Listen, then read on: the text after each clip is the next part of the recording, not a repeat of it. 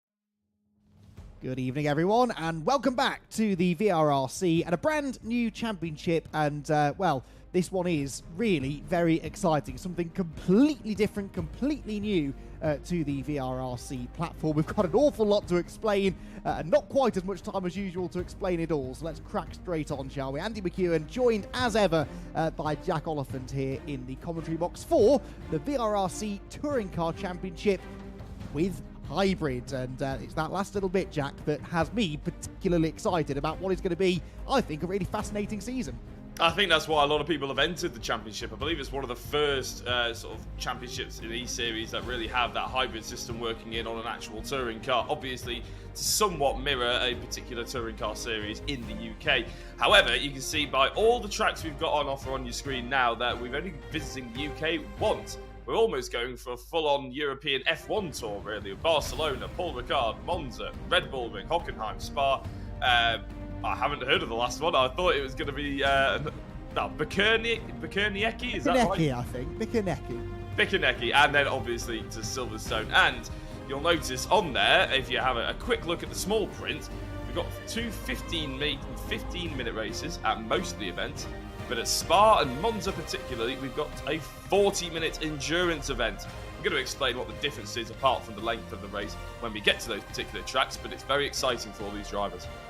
It is. I mean, the circuits have been hand-picked to suit this car because we've got this hybrid system, which will, of course, give the drivers an extra boost of power, essentially. The cars are also very slipstreamy. They'll all be using the exact same car, the Cupra Leon Competition TCR chassis, with this hybrid add-on to the engine underneath the hood, and so the tracks that we're racing at designed to help generate lots good slipstreamy racing. And you can see there the cars, as ever, looking absolutely splendid. All drivers who enter into the championship are given a free livery, which they're able to use, and the cars all look absolutely fantastic. I've been taking a sneak peek at some of them before we went on air, and they're all really, really well prepared and all distinctive from each other, Jack, which does rather make our lives easier.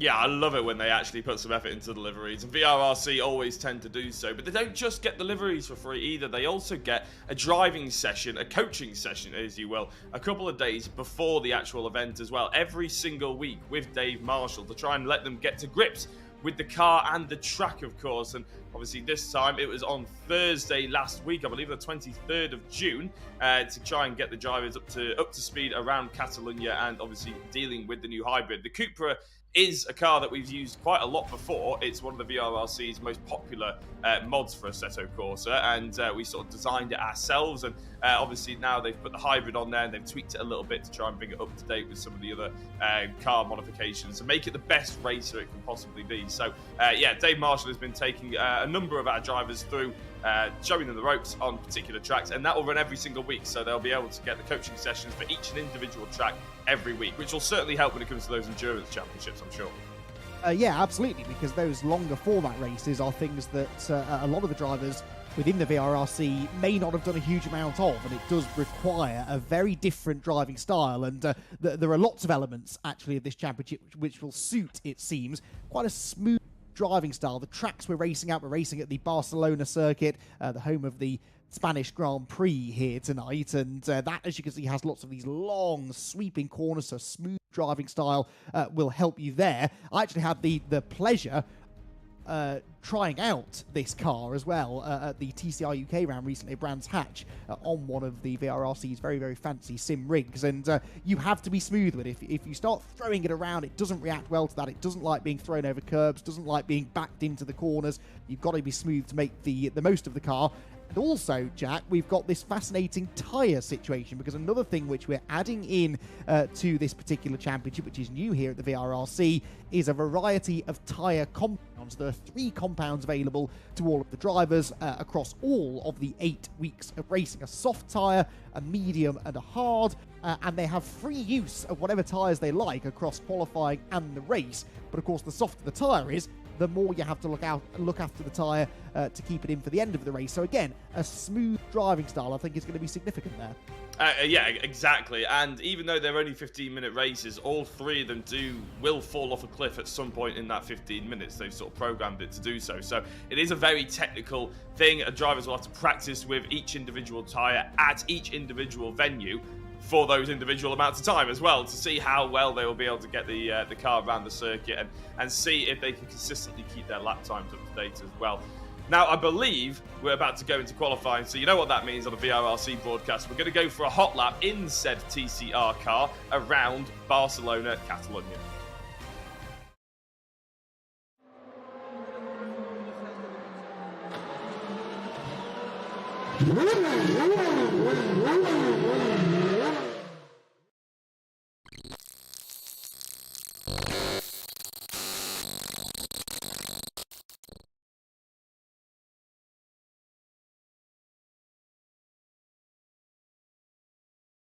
So here we are, round 1 of VRRC's Touring Car Championship with hybrid at sunny Spain.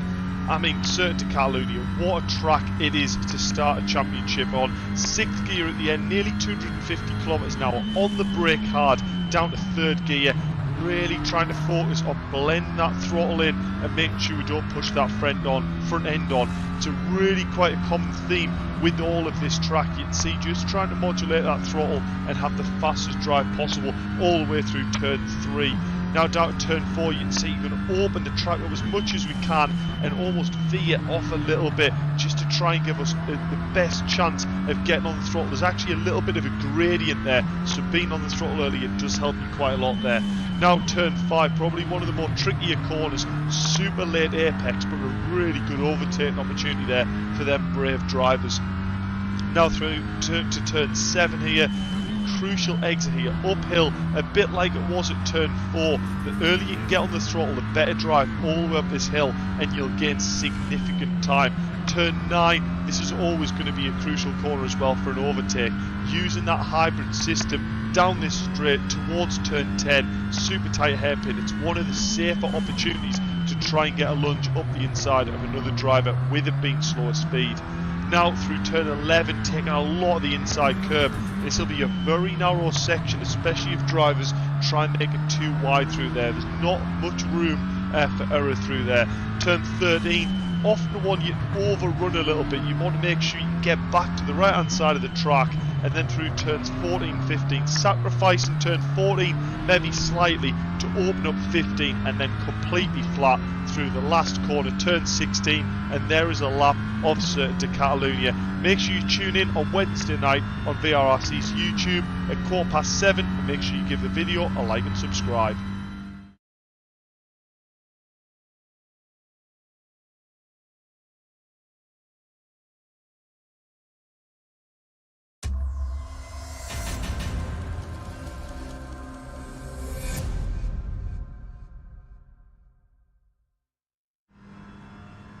The 2.9 mile Grand Prix circuit then at the Circuit de Barcelona Catalunya is the venue for our opening round of racing then in this brand new VRRC Championship, the Touring Car Championship European Tour, and already qualifying is underway. A short, sharp session, just the 10 minutes for the drivers to get a lap in. Now, down the timing tower, you can see that we've got a little bit of extra information. We've got the handicap ballast system back in play, albeit a slightly amended system. We'll get into that as and when we get the chance. But to the right of the lap times, you can see the letter S next to everybody's name, well, almost everybody's name. That stands for soft tyre. If it's an S, they're on the softs. If it's an M, they're on the medium. And if it's a H, they are on the hard tyres. It's good you might explain that, because I'm sure you would never have come to that conclusion yourselves. The soft tyre expected to be the one of choice for qualifying, but what we don't know, Jack, is how long those softs are going to last. Now, a 15-minute race is not a long time. Can they make those softs last for the duration of the race, or are the medium and hard going to prove to be the better race tyre?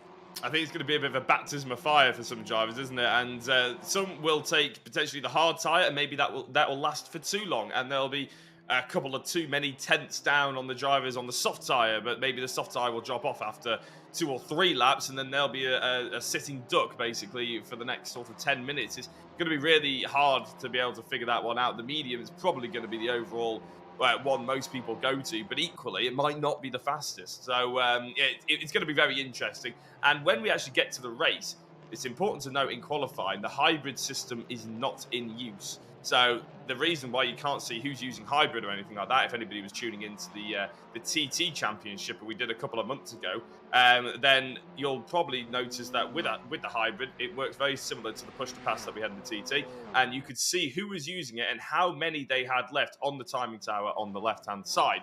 Obviously, in qualifying, that hasn't appeared because they aren't allowed to use the hybrid system in qualifying. But in the race, that will be there to help everybody sort of figure that one out. And it's interesting, Andy, to touch on the hybrid system yet again, because we might as well talk about it in qualifying.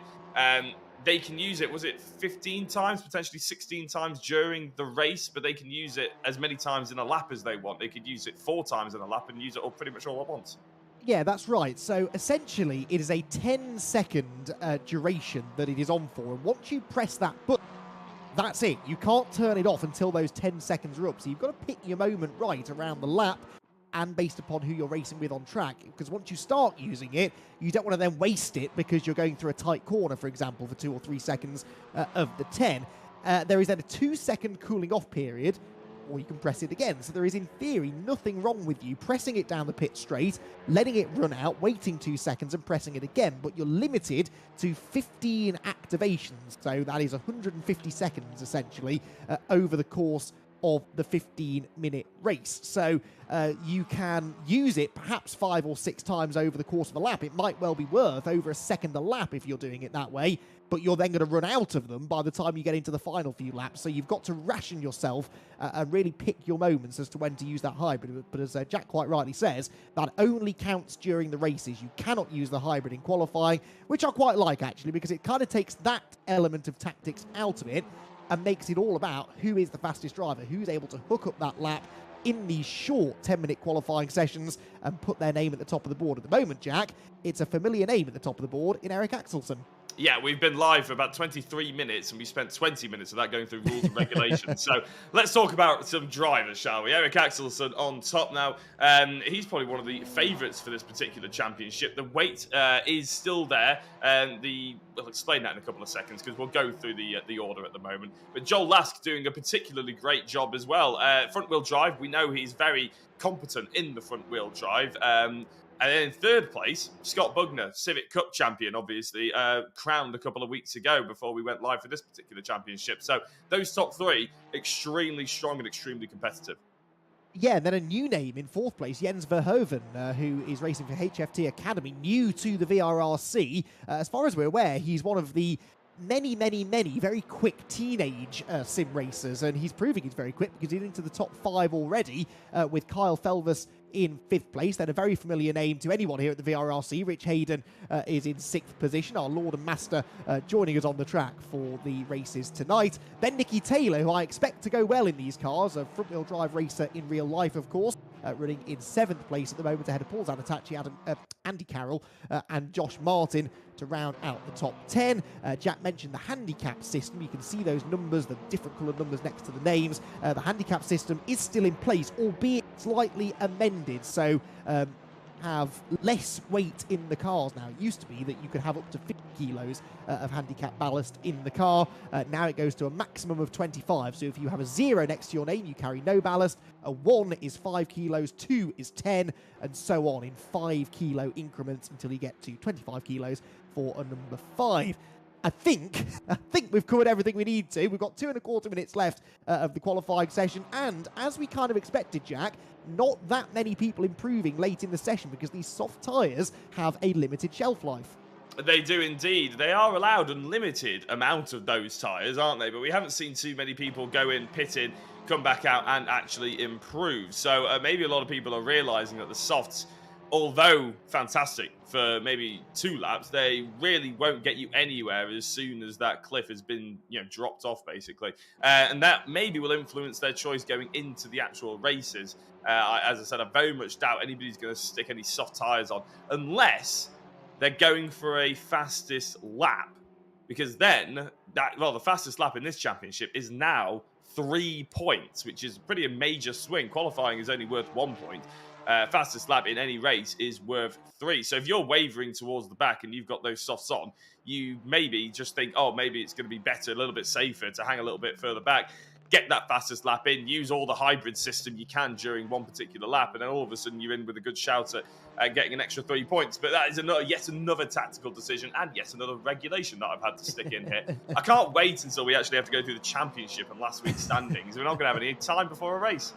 I know, we'll be here all night, won't we? I kind of like it, though. I like mixing things up. I like throwing some new things into the pot and really challenging the drivers. And I think that's why we're seeing a slightly jumbled up order. There are drivers such as Elliot Dalton-Ayres, for example, a lot further down the order than I expected of him. So I think maybe it might take a few weeks for drivers to really get to grips with what the winning strategies are, both in qualifying and in the races. And a good job, therefore, that this is an extended European Tour, 8 weeks rather than the sort of traditional 6 weeks of championship length here at the VRRC. I mean, they've got a bit of extra time to get up to speed before they have to really start thinking about fighting for the championship at the end of the season. We're into the final 15 seconds or so now of qualifying then. Axelsen still fastest by 2/10 over Joel Lask, with Bugner 3rd, Verhoeven 4th, Kyle Felvis in 5th. Elliot Dalton-Ayres makes his way through towards the end of what will be his final lap of qualifying session. And there you can see the start-finish line. The checkered flag will go out any second now because the time ticks down to 0, and across the line they will start to pour. Joel Lask is the first to see the flag,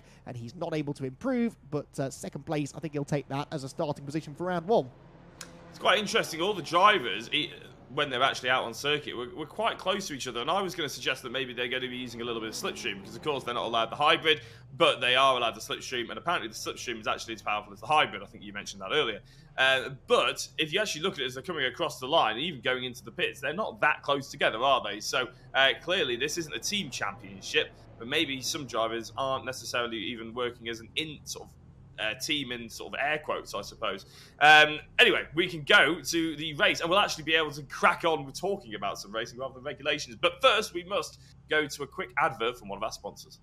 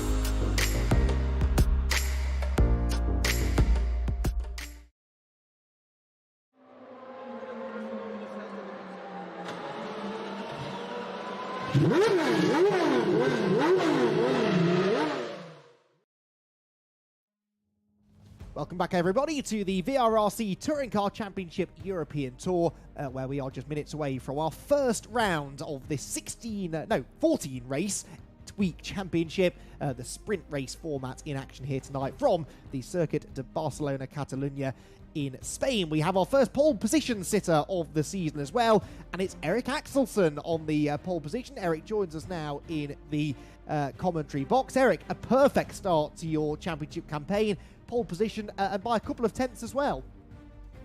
Yeah, that was a pleasant surprise of the championship. I thought it would take a high 52, to be honest. So yeah, I'm happy.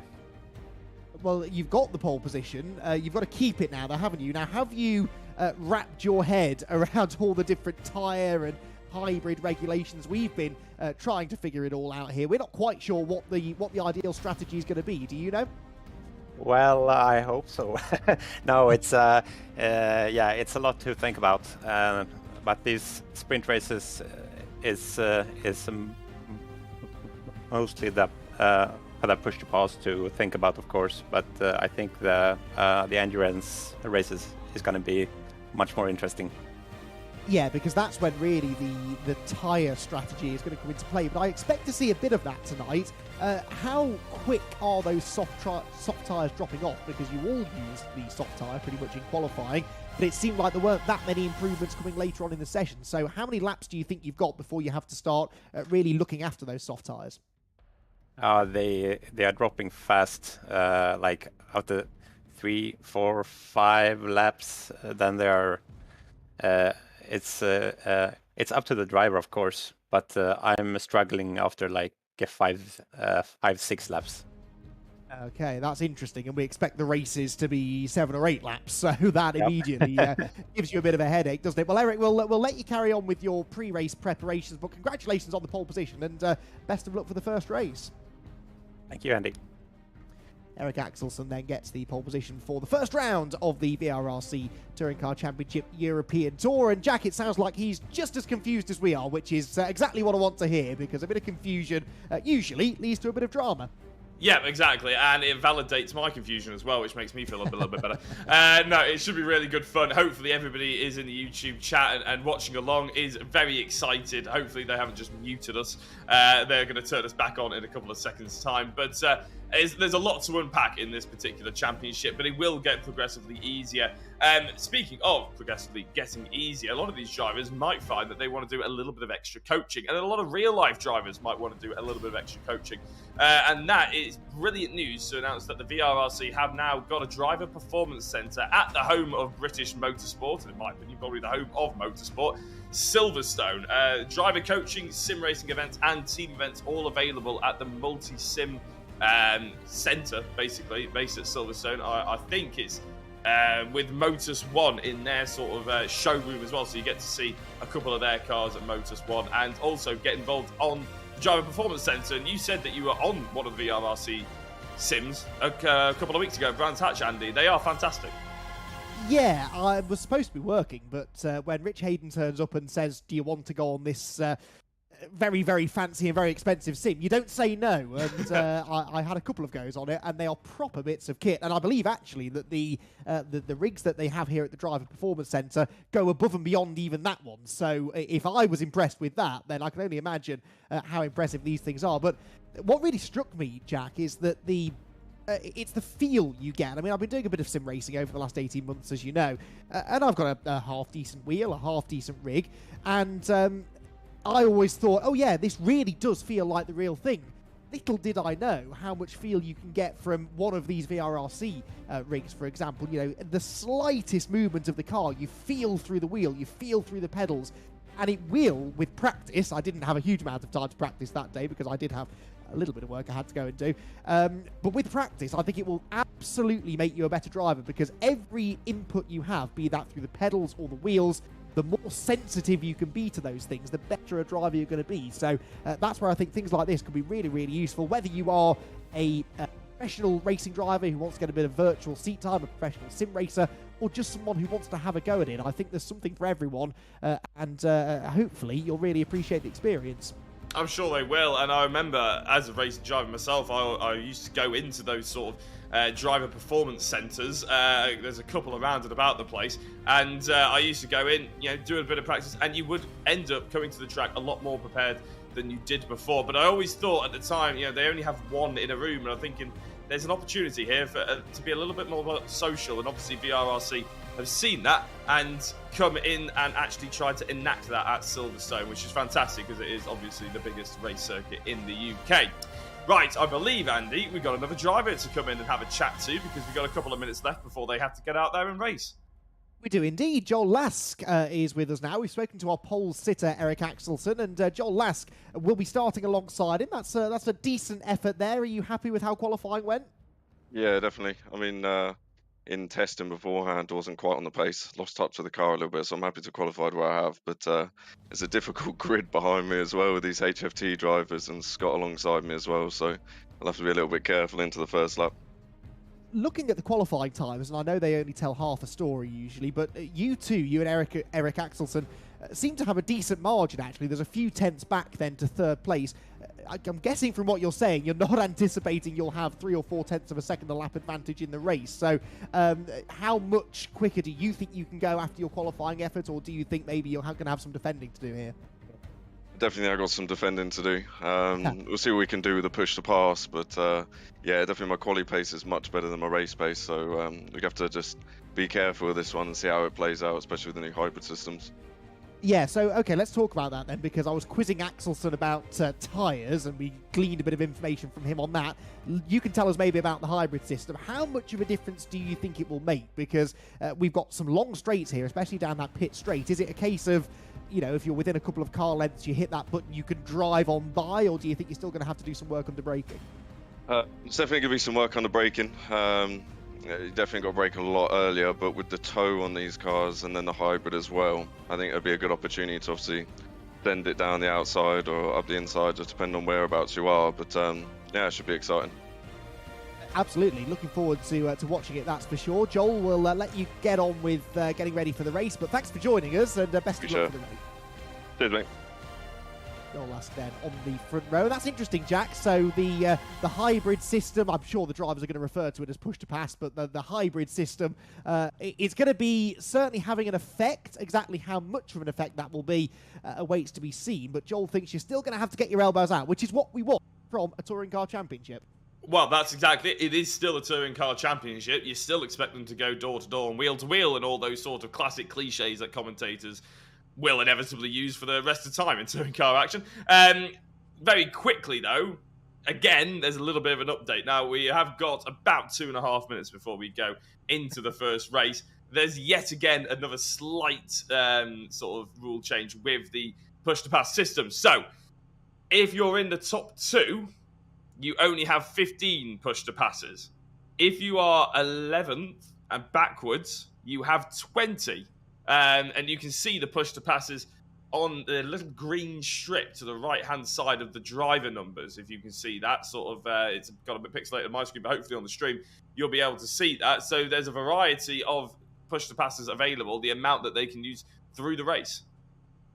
Indeed, yes, which makes sense, I guess, because if you're at the front of the grid, you've got a bit more pace, perhaps, and so others will be looking for an advantage if they can get it from you. So, yeah, that's interesting then. So the further down the order you are, basically, the more uses of that you have. And as we made mention when chatting to Eric Axelson, he was saying that the race, the tyres are going to wear out after 6 or 7 laps. The races are expected to be 7 or 8 laps, I guess. So if you've got, 20 uses of that hybrid, you're going to have an awful lot more opportunities over those limited number of laps to use it to your advantage. So that's another interesting little nugget to throw in there.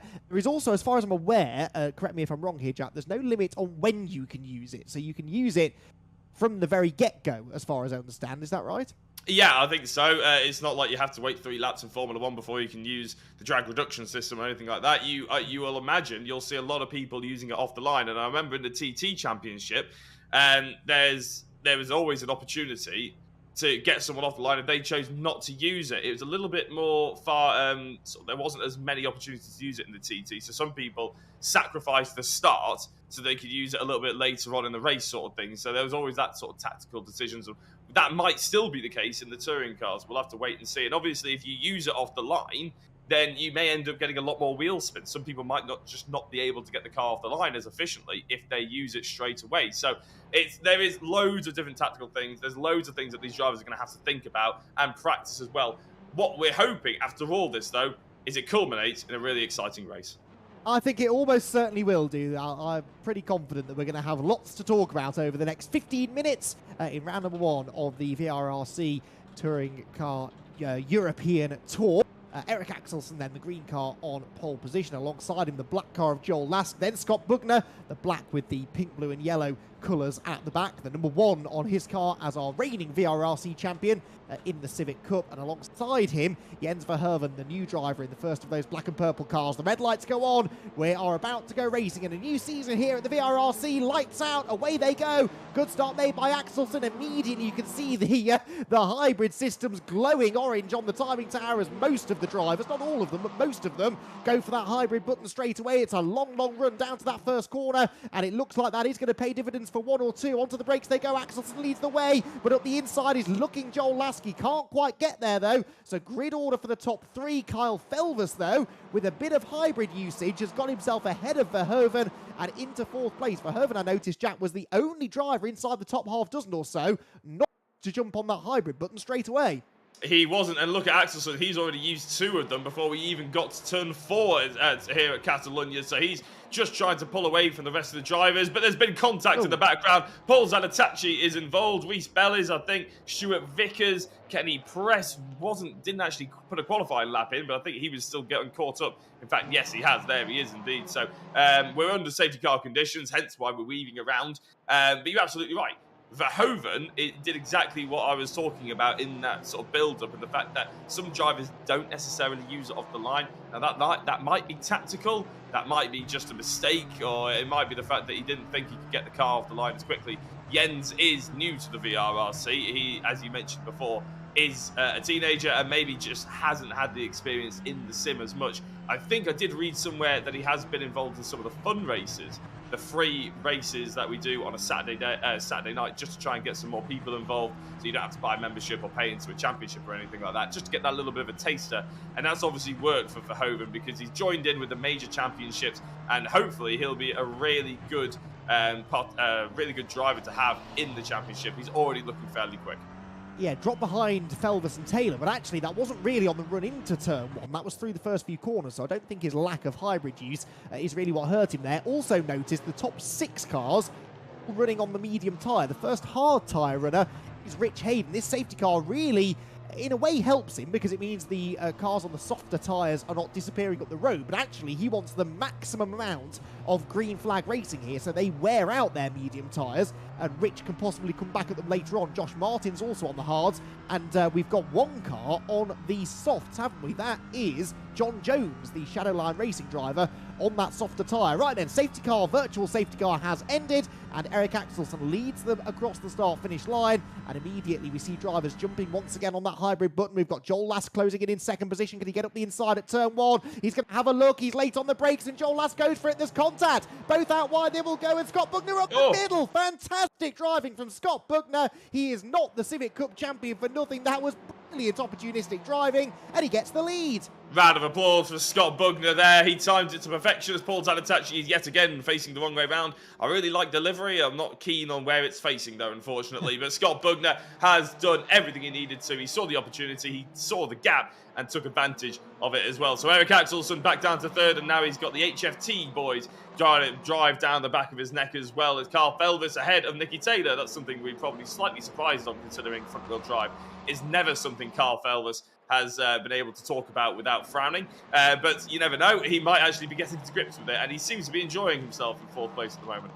Yeah, right on the pace, isn't he? Even with a bit of a helping hand through the corner a moment or two ago for his teammate. But Felvis looks like he's that fourth place on merit. Further back, that is Mark Hughes on the outside of Andy Carroll. Andy Carroll taking 9th place away from him as they make their way through turn 9, down the back straight into another good overtaking opportunity at turn 10. This is the older and, whisper it, better version of the hairpin, in my opinion. It really does give you a much better opportunity to launch one up the inside and have a go on the brakes, albeit none of them choosing to do it on this occasion. 11 minutes then to go, and Scott Bugner may have got the lead here, Jack, but he's not yet escaping.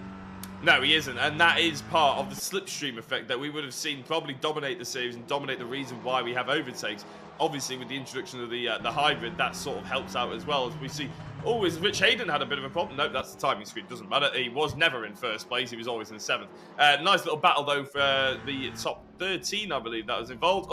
As Stuart Vickers has come across and ended that nice little battle for one of them. We didn't see the beginning of that, so we have no idea how he was cutting across the circuit, but unfortunately, he's made contact with a few of the drivers, which isn't obviously very good. Now, those front two, though, are going side by side again. Joel Last is yet again going for it, and this time he's got it on Scott Bugner, though.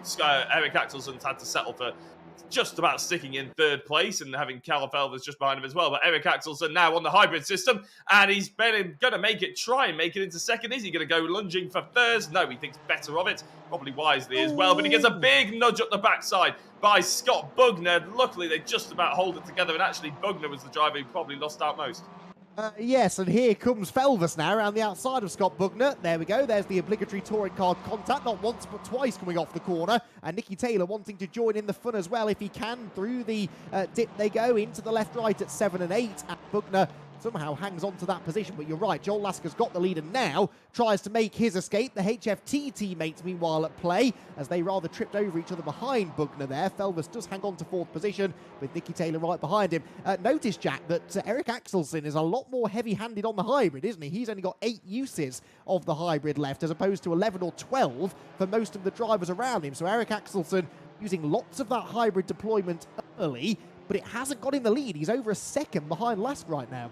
Yeah, it almost looked like he was using it from a defensive perspective, and now he actually needs to go on the offensive. He won't have it left in the locket necessarily.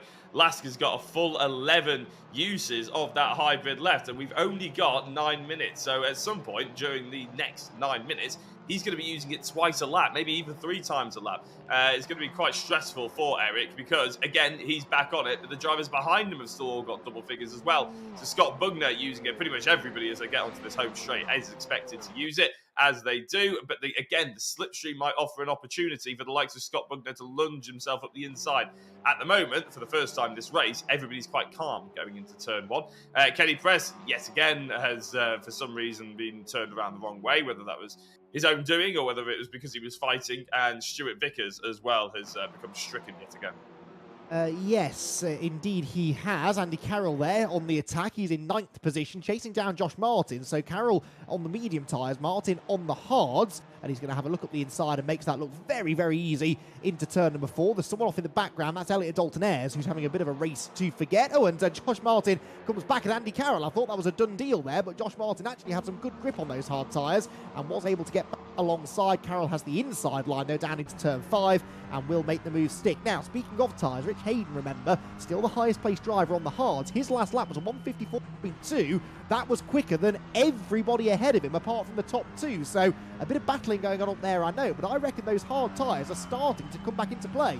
You say that, Scott Bugner's just went and put the fastest first sector of anybody, but that's not really where the tyres are really worth their while, are they? It's more through, I would say, this section of the track here, where it's a very slow corner, and then he's sort of open up the double right-hander, and then obviously hard braking into the last couple of sectors as well. So, 7 minutes left. Medium tyres, probably maybe 2 laps before Rich maybe starting to take advantage. But he is within earshot, isn't he? And he's still got 11 uses of the hybrid. Just about 2 seconds back from the driver in front of him. He's going to hope that there's going to be a big swing and a big drop-off on those medium tyres as Andy Carroll goes into the corner, and there seems to be a big drop-off of the track. For him, he's off the track not once but twice, and for somehow Josh Martin hasn't managed to take advantage of that.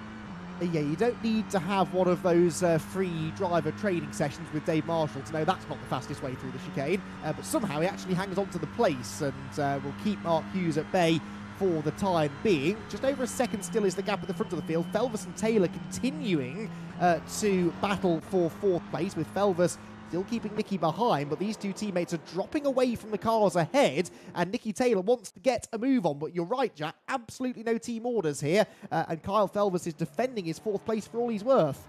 Yeah, and why not? As I said, he's probably worked quite hard to try and get to grips with this particular TCR car. He's obviously driven it quite a few times. Kyle was actually one of the drivers. Apparently, I hooked him into the sim, but before we had the Driver Performance Centre, we had Rich Hayden in the VRRC truck, and I used to go down and help him a little bit at particular race circuits. And I think it was at Thruxton that I was helping him out at the BTCC. And apparently, Kyle was one of the kids that came and had a go on that rig. And from then on, he fell in love with it, and he actually bought a rig to take part in VRRC championships. So I didn't know that bit of information, but that's sort of development has turned into the Driver Performance Centre that we now have at Silverstone. So hopefully we'll get a few more people who have jumped into that, jumping into this particular series, and even drivers who are already in the series maybe visiting that Driver Performance Centre to maybe get themselves into the chance of winning some major prizes. Indeed, and that's a great story. I didn't know that about Kyle Felvis, and he's pretty rapid in the car now. Nicky Taylor there gets a tap in the tail from Jens Verhoeven, who will be kicking himself a little bit at dropping behind these 2 in the early stages of the race, because I think he will have felt he could maybe have gone on to challenge for a podium, but that's not been the case. Through the long right-hander at the end of the lap we go, and back onto that pit straight where we have just under 5 minutes of racing still to go.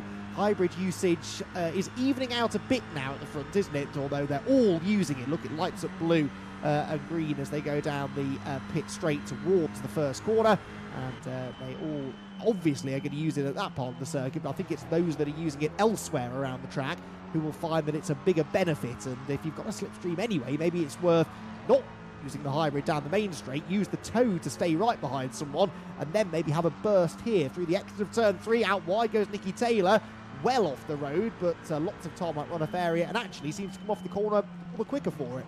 Well, that's because Josh Martin took your advice and actually used the hybrid system when he was going round that turn 3. Unfortunately, it was going to be a point that was going to make him qualify, but they weren't allowed to use it. That means that he ran out wide because he just had more speed than he was expecting. The car doesn't grip as much, obviously, when you put extra horsepower through the front tyres. These, obviously, tyres are going to wear off eventually, and the more you use that hybrid under stress and abusing the outside of the tyre wall, the less life they're going to have in them. So Nicky Taylor looks like he's using and abusing not only his hybrid, but it's killing his tyres as well. And it's about this point in the race where actually we're probably expecting to see the harder tyres come in.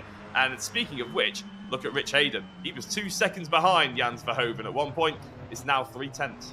yeah, Rich is the only driver in the 1 minute 53s now, apart from Joel Lask and Scott Bugner. Lask is in clean air, and Bugner is right up, tucked up behind Eric Axelsen in the slipstream. So Rich Hayden with a bit of a tow from the cars ahead, yes, but he's been consistently in the mid to high 1 minute 53s, which is quite a bit quicker than those in front of him. However, he's now got to do some overtaking, and yes, he's got maybe the superior tyres underneath him, but he's got this fleet of HFT and HFT Academy cars directly ahead of him, and they're all going to use that hybrid down the pit straight, you would imagine. Nicky Taylor certainly is, and Rich Hayden a little bit slower that time, but still look noticeably quicker than those ahead, especially because they keep on battling. Verhoeven on the inside of Nicky Taylor, and he might just get 5th place away. Nicky knows better than to fight that, and Jens Verhoeven goes back into 5th position.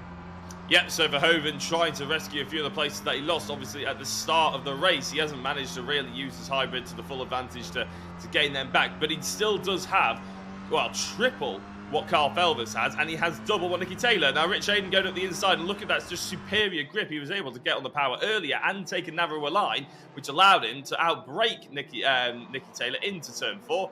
But he outbroke himself as well, unfortunately. So although he may have the better tyres, they're still not slowing him down enough for that particular point. But he was using the hybrid at the same time. Into 6th place, though, he is managed to get past Nicky Taylor. Jens Verhoeven is the next driver on his list. And yet again, Carl Felvis still holds on to 4th place for the time being. Scott Bugner is within shooting distance of Eric Axelsen, but nothing yet to be changed between those two. Joel Lask leading the way quite comfortably. Taylor nearly in the gravel there, really walloped the curbs through turns 7 and 8, but Rich Hayden making good use of these hard tyres. There's the battle for 2nd place coming through. Scott Bugner did actually have 2 more uses of the hybrid than Eric Axelsen when I last checked, but he's used both of them on this lap. Out wide goes Kyle Felvis, meanwhile, no, goes Jens Verhoeven, sorry, having briefly got himself ahead of Kyle Felvis. He gives the place back, but Verhoeven on the medium tyres is going significantly quicker than those around him also on the mediums. So we're talking a lot about the different compounds making the difference, Jack, but actually driving style can also make a difference. Jens dropped back early on, remember. He wasn't aggressive on the tyres on the opening lap or so. Is he now reaping the rewards of that in the closing stages?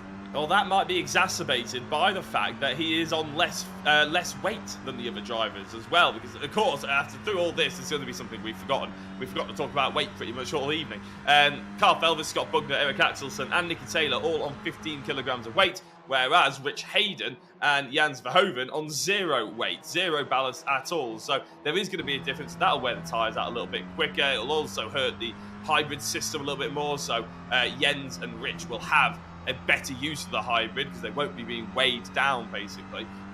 So there's all those things to think about. We're into the last 30 seconds. Jens Verhoeven has got 3 hybrid uses left. Rich Hayden, Nicky Taylor, Carl Felvis, Eric Axelsen, and Scott Bugner all have just the one. They're going to use it for probably on the home straight to try and defend and get a drag race. But Rich, look at that, it's a huge send. He's in the gravel, surely. Yep, goodbye, Rich Hayden, unfortunately.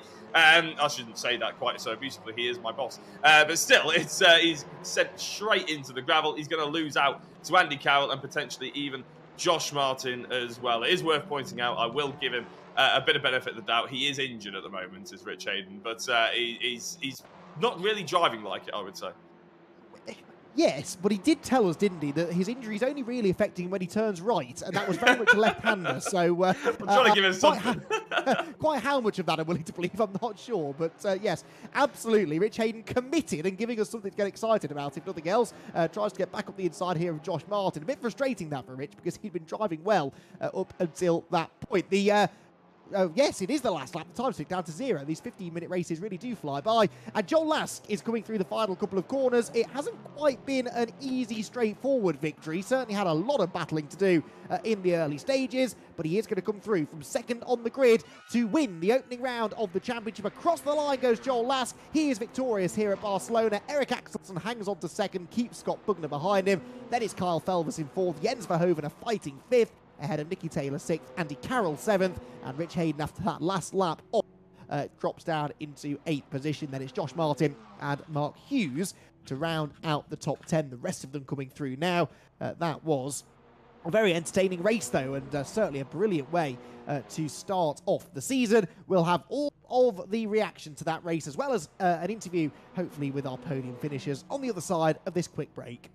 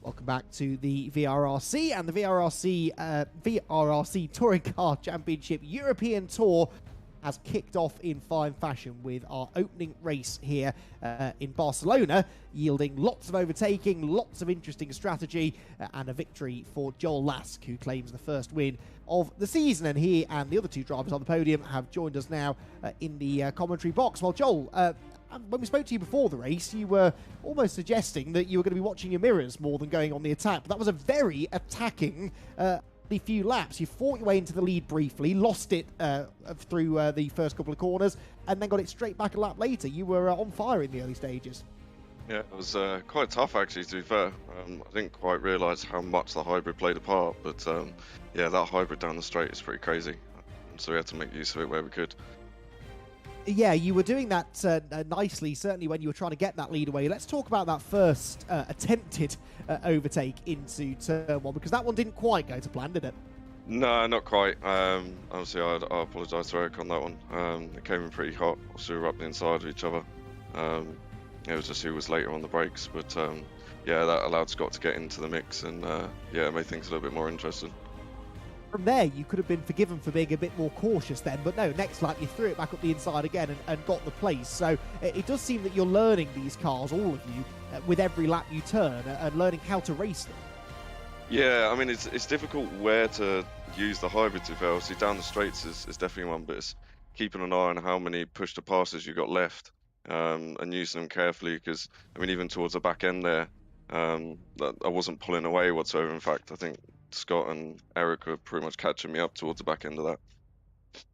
Yeah, the gap was coming down ever so slightly, but you had that margin. That was exactly what you needed. What are your thoughts then for the second race? Because you're going to have a bit more overtaking to do now. That hybrid button's going to come in really handy.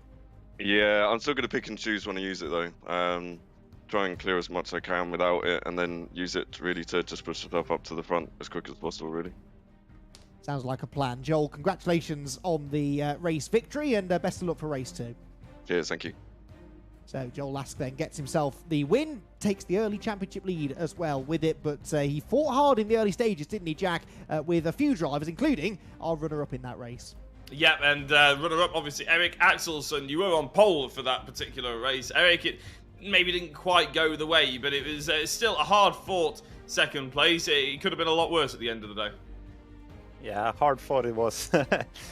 Joel was tough, and yeah, it would be nice, of course, to win the first race of the championship, but second place is good too.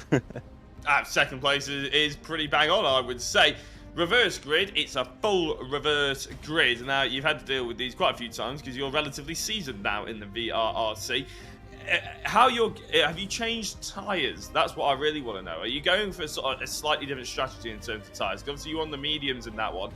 You saw potentially the pace that Rich Hayden had. He had the hard tyres in the last couple of minutes. Is that something that maybe you're going to try and sort of utilise, maybe a different strategy, thinking that the people who are now further forward might ruin their tyres earlier? Well, I think the mediums is going to be okay, to be honest. If I try to take care of them, I don't think hards will be faster, to be honest, in the end. And last sort of question, I suppose, about maybe your strategy going into the next one. Your use of hybrid system. Are you going to try and carve through the field a little bit more with that at the start? Are you going to maybe save it towards the end, wait till people are a bit more spaced out and pick them off one by one? Or is it not really something that's crossed your mind too much? Well, obviously the start from the back of the grid maybe a little different. So maybe I'm going to save it in the start, but we'll see. Finally, you're coming into this championship as well, after sticking it on pole position. One of the hot favourites, really. Even this early on, I would say I'm going to put your name right there for one of the favourites of this championship. Is that something that's maybe, weighing on? We're not weighing on your mind, but is that something that you think about potentially? Because, as I said, you are relatively seasoned in VRRC. It's not like you're brand new to it anymore. Well, not really. I always try to do the best I can and. Just try to have fun, really. That's the best way. Yeah. That's the best way forward, Eric. Thank you very much for coming and having a chat to us, and hopefully we'll be speaking to you after the race. Thank you. Good stuff. Congratulations to Eric Axelson, then our second place finisher. Third place was Scott Bugner. Scott, the reigning champion here at the VRRC in the Civic Cup. And for a brief moment there, Scott, it looked like you were going to be the hero of the race. That was quite the opportunistic move to get the lead. Yeah, I thought I'd go for it, but looking back at the Civic Cup, it's all about consistency, and there's no point in risking too much in the first round, and you lose a handful of points because it's really hard to gain it back. So I didn't want to fight it too hard, but yeah, it was good. I enjoyed it. It's something new. It's getting used to it all. Yeah, I think it's a learning process for everyone, really, isn't it? And it's fascinating for us to see you learning on the job in a way, because you can do all of this practice, and there is ample opportunity to do that, of course, before the season and between the rounds. But really, until you all get out there on track and you're all fighting for the same piece of tarmac, you don't really know, how to use the hybrid, how the tyres are going to work. So do you feel like you've learned quite a lot in the last 15 minutes? I have, yeah, because I haven't been on for a couple of days because I've been getting my race car ready for the weekend. So I sort of had 3 nights off. So I got in the driver's briefing about 30 seconds before it started, and qualifying was my first few laps, this week. So yeah, I learned quite a bit. Learned where the tyres are, good, and where they go off. So yeah, I think this one will be interesting with the hybrid on the reverse grid. How did you find those tyres then? Because you seemed pretty pacey actually towards the end. Certainly, you were all over. At the back of Eric's car for the last couple of laps there. Do you feel like maybe you looked after the tyres better in the early stages? I want to give away too many secrets. Yeah. No, it's all about, the wheel spin and the torque steer you get out of the corners. It's all about the throttle control, I feel. So just sort of, the first 5 or 6, maybe 4 laps, just don't get the wheel spin and shift up a bit earlier just to stop the wheel spin. And I felt like I was a bit quicker maybe than Eric. I'm not sure about Joel at the end, but yeah, I feel like the race pace is good. We'll let you get away, to prepare for race number 2, but congrats on the podium, Scott, and I'm sure with a bit more experience you're only going to get faster. Much, I hope so. Good stuff. Scott Buckner then, third place, a solid start to his championship campaign. And yeah, some interesting stuff that we've gleaned from speaking to those drivers there, Jack. Yeah, all things to think about. It's interesting to hear their tactics behind it. We'll have a little bit more of a chat about it as we line up for the second race of the day. But first of all, we're going to have another quick advert.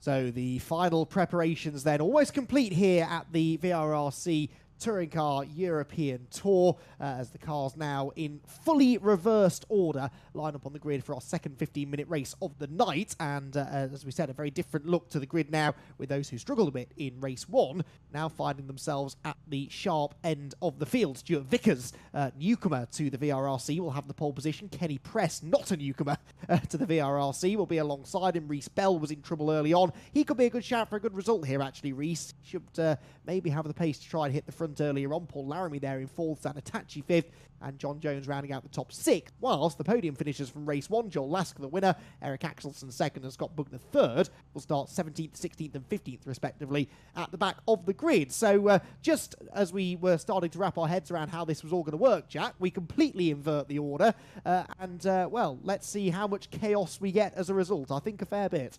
Yeah, I would imagine so. But you know, that's what we're here for. We like racing, and luckily no one has to pay for any damages, so it's all good in my perspective. If you remember, I think I'm remembering this correctly, Andy, but one of the first series that you came on with the VRRC for was a touring car series. I'm pretty sure, and I believe Kenny Press got a reverse grid win, or at least a podium. In one of those touring cars. Obviously, we're using the same touring car, but with a lot of adjustments, obviously, with the hybrids and the weights and everything like that. So he may well be a bit of a dark horse. A lot of these sort of now top 5 drivers, well, top 5 on the grid, ended up having contact really early on. And so we didn't really get to see any kind of representation of how quick they were before. So they may well come out with a podium if they actually get their act together. I will take your word for that, Jack, because I've got a famously terrible memory. But I do remember Kenny mixing it at the front in some of those reverse grid races, certainly. So I'm prepared to believe you. And that's exactly what he'll be hoping to do here from 2nd on the grid. So the hybrid gets reset. Again, it's those higher up the grid who have less hybrid as opposed to those who did better in the previous race. The red lights go on, 15 minutes on the clock, and away we go. And a brilliant start by Vickers there from the front of the grid. Quite a bit of jockeying for position towards the back as well there, as Bugner is on the move already. We're on, though, with Paul Zanatachi as we try to find some space down to the first corner. Quite a few drivers on the hybrid already as we hit the brakes for turn 1. They're 2 and 3 wide. This will never end well. It's Paul Laramie who's got the advantage. Vickers is sideways, though. There's someone pointing the wrong way. I think in the middle of all of that, it might well have been Vickers. Yes, it was. Stuart Vickers is off. Oh, and Rich Hayden as well. How on earth did he get there? That was a very odd piece of grass to find himself on. It's Paul Laramie that comes out of it with the lead. Dalton Ayres 2nd and Reese Bell in 3rd. Yeah, Paul Laramie, Eric Dalton Ayres, Reese Bell, they all use the hybrid system, and the top 2, the front row, didn't use any hybrid system as they got off the line, and hence why they just basically dropped like a stone to almost outside the top 10 for Kenny Press. So very strange decision-making there. Oh, some strange decision-making going into that corner as well. A little bit of contact, a little bit too much contact, had to be said. One driver just nudged off. I think that was Kenny Press. So after starting in 2nd place and rebuilding him up, unfortunately, it's all gone Pete Tong for him, and he's ended up flying off the circuit. Carl Felvis we're on board with now, looking at the back of Joel Lask's car. Obviously, 2 drivers we'll probably expect to see it moving further forward. What I've noticed, though, Andy, slightly interesting, is Josh Martin has gone into the hard tyres. I'm just trying to have a look. Rich Hayden still is as well. Oh, is Elliot Dalton Ayres trying to go for the outside line and decides to turn straight into Paul Laramie. They've both survived it, unlike a driver in the background. Oof. John Jones and then Mark Hughes cannoning into him. Jans Verhoeven, I think, managed to stop before making too much contact into the back of Mark Hughes. But yeah, a little bit too much contact for me in the early stages. Yes, I'm not going to say I'm surprised, but yes, I agree with you. What a save that was from Eric Axelson. He got whacked by someone there at the hairpin and somehow didn't spin and is still there in 11th place. So, Elliot Dalton Ayres will lead the opening lap of the race. We're on board with Paul Laramie in 2nd place. We're already trying to defend because Paul Zanatachi is up the inside line as they come across the start-finish line. Then on board with Scott Bugner. How on earth is Scott Bugner 4th already? What a brilliant first lap he's had. And if he clears these 2 quickly, a race win could be on the card. They're side by side ahead of him. On the right is Zanatachi, on the left is Laramie, and it's Paul who goes through into 2nd position. Then, well, they're both called Paul. Paul Zanatachi into 2nd place, Paul Laramie down to 3rd. But Bugner, Jack, what a start. Yeah, he was saying about how consistent results win you championships and how it won him the Civic Cup, but he's not really worrying about sort of consistency at the moment. He's just going full on, isn't he? And he's absolutely flying through the orders. Jans Verhoeven went straight on, not just full on, he went straight on and ended up having to cut the corner. Joel Lask with just Nicky Taylor behind him, Eric Axelsen just ahead of him. These two drivers already have fought it pretty hard in the first race, but for a position that was a lot higher up in the order, not necessarily for the top 10 honours. Something that they'll probably be hoping that if they don't fall over each other, Andy, basically, they could really work together to try and carve through some of the slower drivers. But it looks like they're pretty happy just racing each other as Nicky Taylor gets very loose on the rear end, going through the left-hander, manages to just about gather it together without hitting Joel Lask too hard. You should know better by now, Jack, than to be saying things like, oh, I think they maybe should work together in this race. It never happens. They're not interested in working with each other. They just want to go and knock 7 bells out of each other, and that's exactly what was happening there. You're right, that was a brilliant save from Nicky Taylor, but it did result in a bit of contact with Joel Lask, and Lask was able to hold on to the position. Dalton Ayres then, 7/10 to the good at the head of the field. Zanatachi is keeping, actually, Scott Bugner at arm's length, isn't he? He has used a bit more hybrid, or he's got fewer hybrid uses left, but of course Bugner, having started towards the back of the grid. That's something interesting, Jack, that I don't think I realised. Even if you finish on the podium in race 1, still get more hybrid use for race 2 because it's based on your grid position. So that is something that certainly will benefit those quick racers and the regular front runners, and should hopefully help them survive the madness of the reverse grid race. Certainly for Scott Bugner, that's been the case. Yeah, I think there's going to be quite a lot of feedback, isn't there, after this first round, and maybe one of the pieces of feedback, half the grid will probably say that that's unfair because they've proven they're quicker and they should be able to carve through the order anyway. It doesn't give the slightly slower drivers a chance like the reverse grid should, but the quicker drivers should say, well, that's fair enough because that's how the rules stipulate it, and we're going to have to try and carve through the order just like they do in race 1. So it's going to be interesting to see how that's actually developed over the rest of the season. Carl Felder's trying to go around the outside here of Andy Carroll. Now, they're both on the medium tyres. They should both have the same amount of grip. Carl Felders and Andy Carroll also using cooldown, so they weren't able to use the hybrid coming out the corner. Carl looking very interested all the way to the inside, and it actually started rally crossing to try and crowbar that space open. Didn't manage to make it stick there as Eric Axelsen and Joel Lask yet again go side by side through the chicane. Oh, Joel Lask actually goes through 2 of them. Yes, he does. Nice move on the brakes there from Joel Lask, who showed in the previous race that he's clearly got his head around this TCR car at the moment. Around the outside, though, goes Kyle Felvers. They're leaning on each other. Brilliant move from Kyle Felvers. I think we need to stop going on about this storyline of Kyle Felvers not liking front-wheel drive. I think he's learning, isn't he? And he's certainly figuring out that you need to be aggressive. Not quite that aggressive, Kyle. Back up the inside goes Joel Lask, and Eric Axelsen will follow him. And then it's his teammate Nicky Taylor as well. This is all getting very, very close. I shouldn't laugh. It wasn't laughing at Carl Felvers, it was laughing at your timing. The timing of it, to be honest. But yeah, Kyle and Nicky, theoretically teammates, but Eric Axelsen is learning the hard way that teammates will gang up on you. Unfortunately, he's been muscled outside the top 10 now and has dropped down to 11th place. And to be fair, Eric has never been one of those drivers that we sort of traditionally associate with the word aggressive. He's always quite chilled out, but as are his interviews. Paul Zanatachi trying to hunt down Elliot Dalton Ayres, and they're already into the single figures. I mean, Paul Laramie's only got 6 hybrids left, but at the inside, that's a massive fake from Paul Zanatachi to the outside. He dives up the inside, and probably the cleanest looking car on the grid, and probably the best looking car, in my opinion, actually, as well, tied with the HFT, has gone into first place. Elliot Dalton Ayres has been cherry-picked away from it. Scott Bugner's the next in line to get on highest step on the podium. These are all candidates for best looking car. And they are really good, aren't they? And they're racing really well together. Scott Bugner up the inside of Elliot Dalton Ayres' car, which very much gives me Pertec vibes from the Andy Jordan touring cars of years gone by. But yes, very, very fetching liveries. As I said, all part of the service here at the VRRC. If you can join this championship, you get yourself a free championship livery, and they look as good as this. Zanatachi then gets to the front. Impressed with his pace here because he was over a second behind Dalton Ayres a lap or so ago. He reeled him in.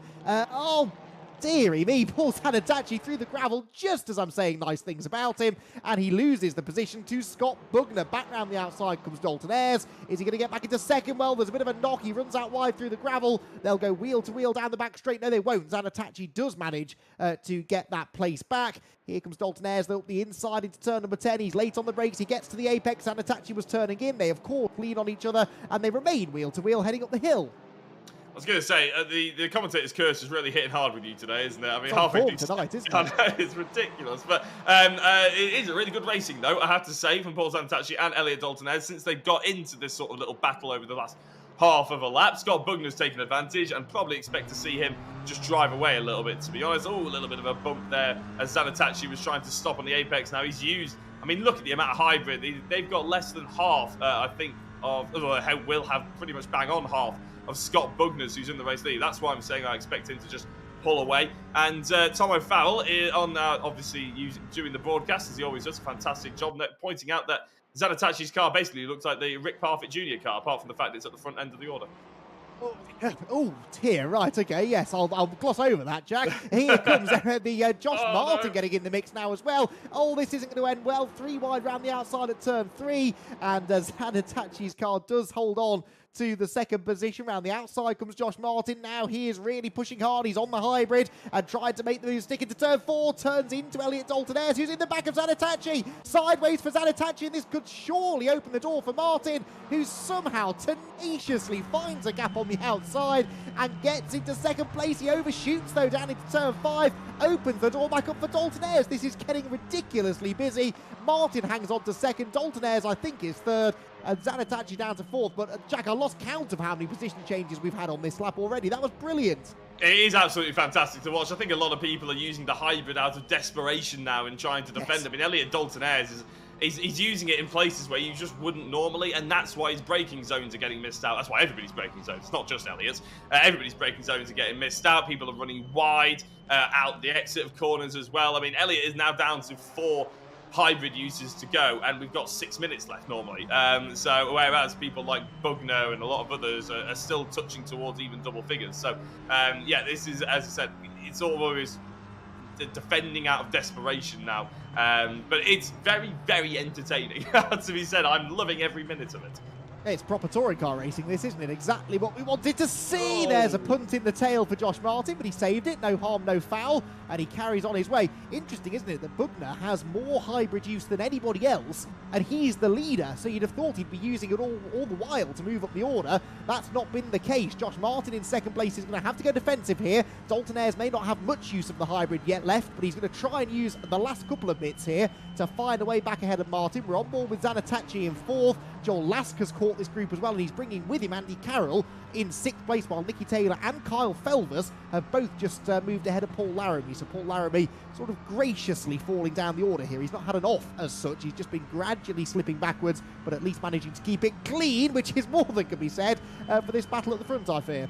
Joel Lask has got an absolute peachy position to watch this all from, hasn't he? I mean, we're watching it from on board of his car at the moment, and he just doesn't really know where to put his car, because I don't think the drivers ahead of him know where they're going to put the car in each and every corner. Zanatachi trying to muscle his way through on Elliot Dalton-Ayres for probably what is about the 15th time so far in the last 10 minutes. And Joel Lask just trying to take advantage of both of them and said, okay, I don't really want to get involved. I'm just going to overtake you both. Thank you very much. You have a nice fight behind you. That was a lovely move by Joel Lask. 2 in 1 there into turn number 6, that was. 7 even. 7 and 8 the chicane through Campser at turn 9. And then the run down the back straight towards the braking zone at turn 10. Scott Bugner 5 seconds up the road from this almighty fight that's going on for the rest of the positions. That's late on the brakes from Zanatachi. Gets past Dalton-Ayres, but he was never going to make the corner, and now might open the door for Nicky Taylor, who has slowly but surely picking his way through the field. He manages to move into the top 5 now, Nicky, or he should do on the exit of this corner if he's got the traction, and gets into the final sector ahead. So Nicky Taylor then into the top 5, does turn across the nose of Zanatachi, who now has another HFT driver behind in the shape of Kyle Felvers. Yep, so it's a bit of a sandwich of for HFT, isn't it, with Zanatachi right in the middle. Kyle Felvers, there you go, he's really early on the hybrid, and I think that just... I don't think he can take that final corner potentially as flat out as he would like, because he'll run wide. He's getting the advantage now, which is brilliant because he was on the power nice and early. But I don't think it's really that as advantageous as if he just held off a little bit longer. Having said that, though, there's a reason I became a commentator, and that's because I couldn't drive a bit like that one. It's going to end about 3 people's races. Paul Laramie, I think, someone ended up into the side of Eric Axelsson, maybe Respell. I didn't actually see who the driver was, catapulted along the inside of the circuit, but I think Eric Axelsson ended up getting T-boned from it, unless he was the driver that ended up going through the inside, because he was green. I'm not entirely sure. Either way, it didn't look that great. didn't, but it was coming for about 10 minutes, wasn't it, really? Yeah. That they were doing their best to have an accident, and it finally happened at the end of the back straight. But that is what comes of really close, really hard racing, unfortunately. Sometimes the slightest bad move, one person or another, will end in trouble. Axelsen has led him back through, I noticed, look. So Eric Axelsen then dropping down the order, partly because of the off, partly voluntarily. Now, this is the fight for second place. Joel Lasker's caught Josh Martin, and he's trying to get up the inside of him at turn 9, but Josh Martin is hanging on around the outside. Onto the hybrid look goes Josh now, as he tries to make this move into the hairpin. He's off the power, though. He's on the brakes, and he's going to be able to get back through into second place. I think he might be able to here. Does he close the door? There's another left-hander coming up, and it reckon that Josh Martin will get that second place back. So he lost it briefly there, Jack, but he's not going to let Lask through without a fight. And Josh actually has a bit more use of the hybrid here, doesn't he? 4 uses for him, only 2 deployments available for Lask. Yeah, so all Josh really needs to do is match Joel's hybrid usage, and then he'll probably have 2 towards the end of the race where he can sort of just use it to try and pull away from the other driver. Elliot Dalton-Ayres has gotten past Nicky Taylor, I noticed, and there we go, there's the evidence of it. Carl Felvers, oh, there we go, Elliot Dalton-Ayres, one of the first drivers to actually have used all of their hybrid system with 1.5 minutes to go. Nicky Taylor, I think, is about to run out. He's using it all to try and get past the outside of Elliot Dalton-Ayres here going into turn 1, though he still will have 1 more left to try and secure the overtake, but Carl Felvers behind him has 2, Zanatachi has 2, and Reese Bell, who's actually driving really well, to be fair. We haven't really spoken about him too much. I think that was him just cutting across the circuit, unfortunately. No, actually, he's not. It's just behind. Yes, it was, actually. Sorry, apologies about that. But Reese still in a really good position, is what I was about to say. So, Nicky trying to get, in fact, has got past through all of that while I was trying to figure out who went through. And so did Carl Felvers. Apologies, I missed that. And Joel Lask was briefly back ahead of Josh Martin for second, but Josh is coming back at him, and Lask has used up all of his hybrid. So it's a job to know where to look in this one. You can just see that battle actually off in the distance. So Paul Zanatachi is within sight of the fight for second place, which continues to heat up. And he is running down in 7th, so second all the way down to 7th is very tightly bunched indeed. Through the left-hander then at 7 and 8 we go. Carl Felvers running in P5, his teammate Nicky Taylor ahead. Do they work together? Well, we're on the final lap here, so I don't think they're going to be able to work together to chase down the 2 cars ahead, unless Lask and Martin really start to fight. But look, now now Martin is able to use the hybrid defensively, and he's getting back away from Lask, who's got no response.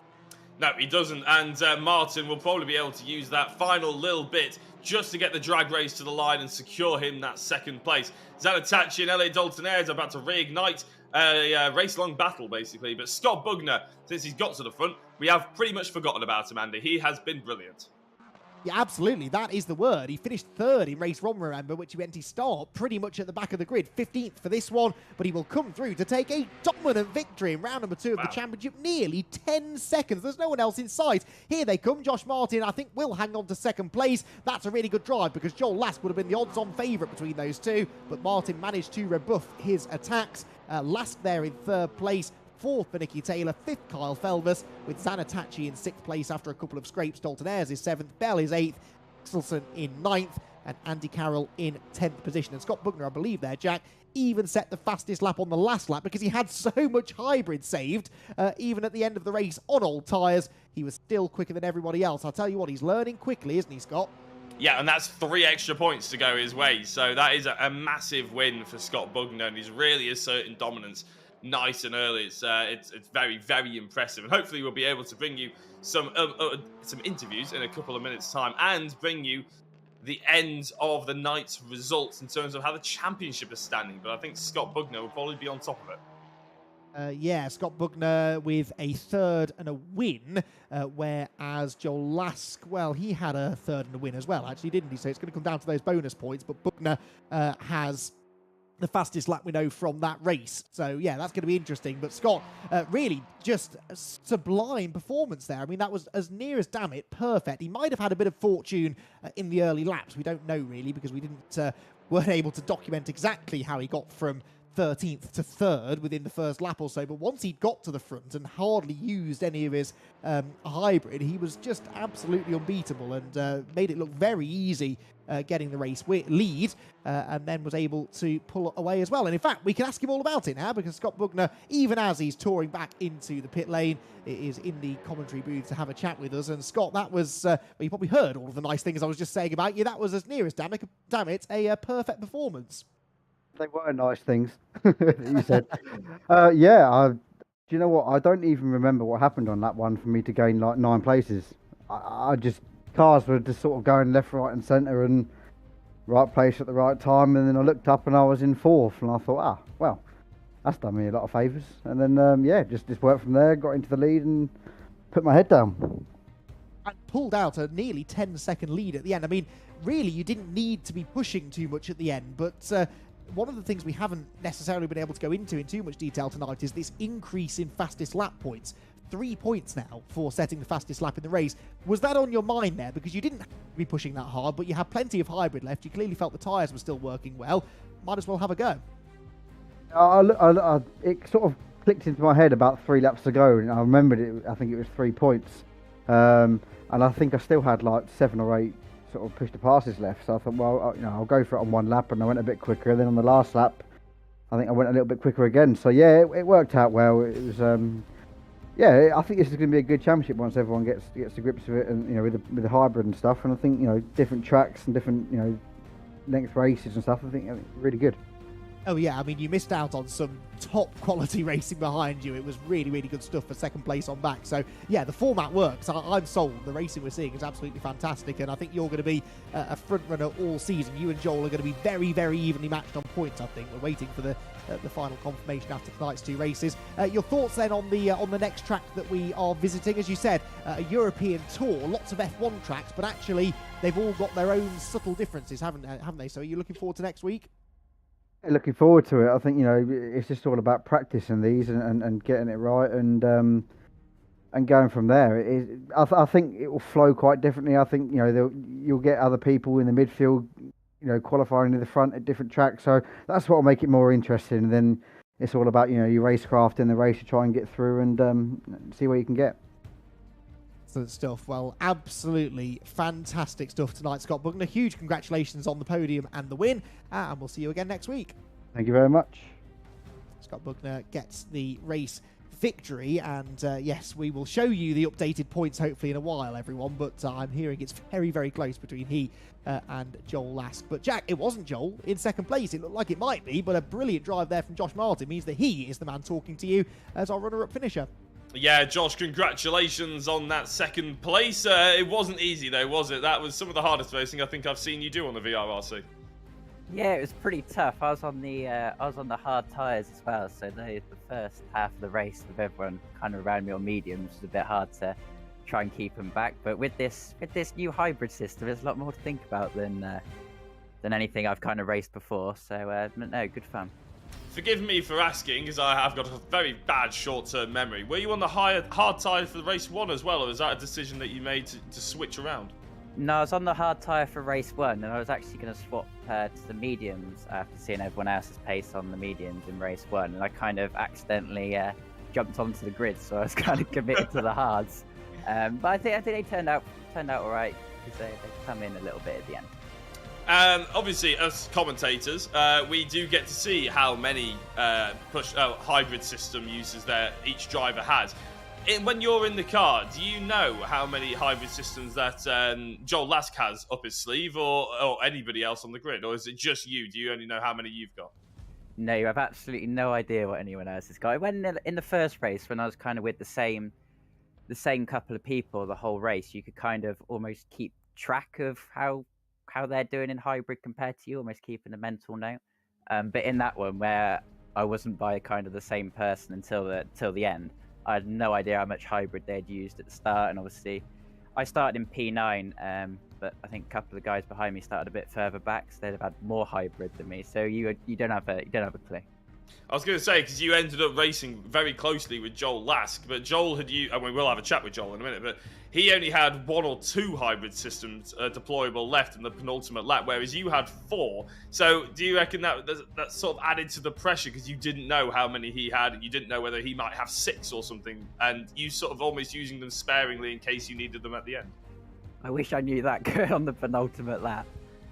Because there you're trying to every opportunity you have to save a hybrid, you're trying to keep it. You don't want to waste any. I was going to say, always, yeah, that's absolutely right. It would very much. I think I'd feel more pressured and probably more anxious about using up my hybrid system than I would actually racing. But yeah, fantastic insight, Josh. Thank you very much for that.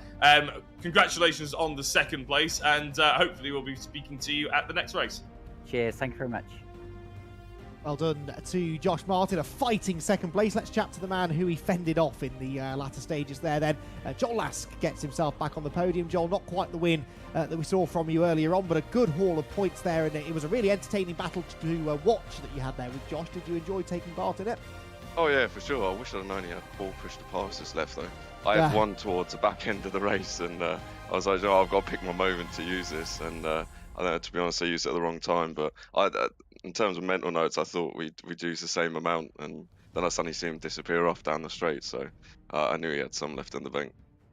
And that was frustrating because you had a couple of pops at him, and you did have your nose ahead a couple of times, but just weren't ever quite able to complete the move. It's harder to do than you think, especially around a track like this where, you know, the inside at one corner very quickly becomes the outside at the next. Yeah, for sure. I mean, to be fair, he did a pretty cracking move around the outside of me. I had to brake a little bit earlier because of the hybrid deployment, but yeah, fair play. He stuck it around the outside and kept it going. So yeah, it was a cracking battle. I enjoyed that. It was good fun. Now, early days, I know we've still got 7 weeks of this extended championship to go, but looking at the championship standings, we know that you and Scott are very, very close. You might even be tied on points, we're hearing, after the first night. But how early do you start thinking about that? And do you start thinking, oh, you know, that's a race where I dropped a few points to Scott, or are you just going to sort of take it each week until the second half of the season? I'm not going to lie. I was checking on the race grid exactly where he was, especially towards the end. And I see him in first, and I was like, no, I've got to get at least third. So I picked up the pace halfway through the race because I just wanted to catch up. Because I know I didn't want to lose those points because it's vital to get them from the start. I don't want to be in a position like last championship where we're battling right to the very end. So yeah, it definitely makes a difference. Well, we're hoping it does go right down to the wire, because I think that could be a really exciting conclusion on the Silverstone Grand Prix circuit at the end of the season. But Joel, well done, a really solid night, great start to the season. We'll see you again next week at Port Ricard. Thank you very much, appreciate it. But there you have it then, our podium finishers in what was, Jack, a very exciting second race of the night. And there you can see proof of what I was teasing there through that interview. It is as close as you like. Scott Bugner and Joel Lask, dead level on points. I know we're only 2 races in, Jack, but that really does excite me. It absolutely should as well, because those 2 drivers have clearly got to grips with these cars very, very quickly. Scott off the back of a brilliant Civic Cup championship. Joel Lask, one of those drivers that's always sort of been bubbling under the surface. He's never quite been there in rear-wheel drive, but front-wheel drive, we're always a little bit surprised at how he steps it up. But now he's actually stepped up to be one of the top dogs as well. So, yeah, that one will be brilliant, I'm sure. But even the battle for 3rd, 4th, 5th, 6th, they're all pretty much, well, they are separated by 2 points. Eric Axelson in 3rd on 35. Josh Martin and Carl Elvis on 34, then Nicky Taylor on 33. The HFT boys are pretty much locking out the top 3. I thought Jens Verhoeven was an HFT. His car looked far too similar to the others to not be.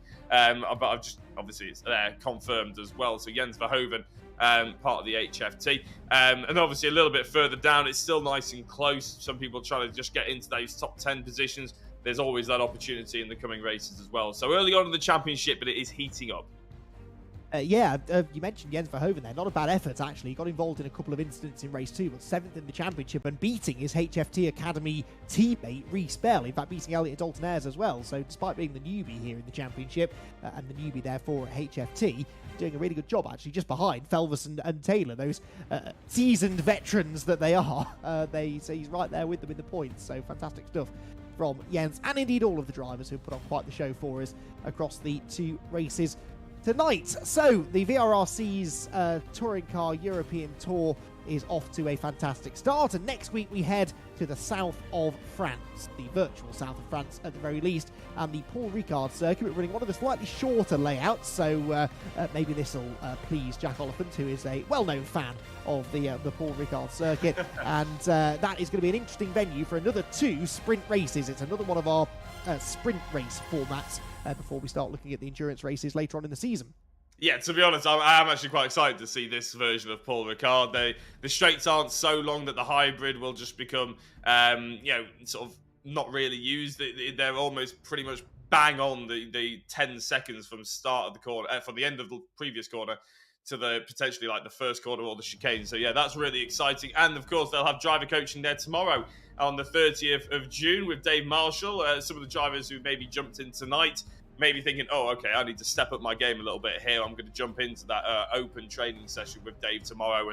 And now they've gotten sort of used to the car, they might have extra questions that they need to ask on strategy, how the car handles, and the best potential use of the hybrid system around this particular track as well. So 7:30, if drivers are still here, jump in tomorrow evening for a little bit of training. And I believe we have a new graphic for what's going on VRRC, because the other one was fairly outdated, to be fair. But look, it's nice and clean and it's new, and it's a bit easier for me to explain as well. So if you're jumping on to the Discord and you want to get involved on Assetto Corsa, we have obviously leagues and championships like you've seen today, but also fun races on a Saturday and the time attack that runs throughout the week as well. If you're into iRacing, VRRC have taken the dive, however reluctantly Rich Hayden was for years. We have taken the dive into iRacing, and we're doing special events and fun races on that as well. You never know, I might persuade him even to put a championship on one day. And if you're into Dirt Rally 2.0, we have monthly stages. Dave Marshall runs that. It's probably his favourite sim, to be honest, Dirt Rally. He's an absolute wizard at it. If you want to learn anything, I'm sure jump into the Discord or the website. I'm sure he'll give you plenty of tips through for the monthly stages on Dirt Rally 2.0. There's the mute button. Yes, indeed. Also a reminder of the Driver Performance Centre at Silverstone. We mentioned it a few times tonight. I really cannot recommend that enough. I'm hoping to get down there at some point in the near future to take a really close look at this and see exactly what it's all about. But so many opportunities for you, regardless of what your experience level is in sim racing, whether you are a professional sim racer or a professional racing driver looking for a little bit of extra seat time. That's one of the great things about these level sims. They so closely mimic the real thing that more and more professional real world drivers are starting to turn to sim racing and sim test centres such as this one. So a great place to go with all of the very best kit and equipment there for you to have a go at. Yeah, can't recommend that enough, and I do need to arrange with Rich Hayden in the near future an opportunity to go and give it a visit. That, though, is, I believe, everything that we have time for here tonight with the VRRC Touring Car European Tour. And the Circuit de Catalunya Barcelona has thrown up a pair of really intriguing races. I'm sure Paul Ricard will do in a week's time as well. A big thanks to everyone here at the VRRC who helps put these together, to Rich Hayden, to Tom O'Farrell, who's been our producer for the wonderful broadcast as ever, and to Jack Oliphant for once again joining me in the commentary box. Thank you as well to everyone watching along at home. And we will see you again, same time, same place next week for the second chapter of our touring car story.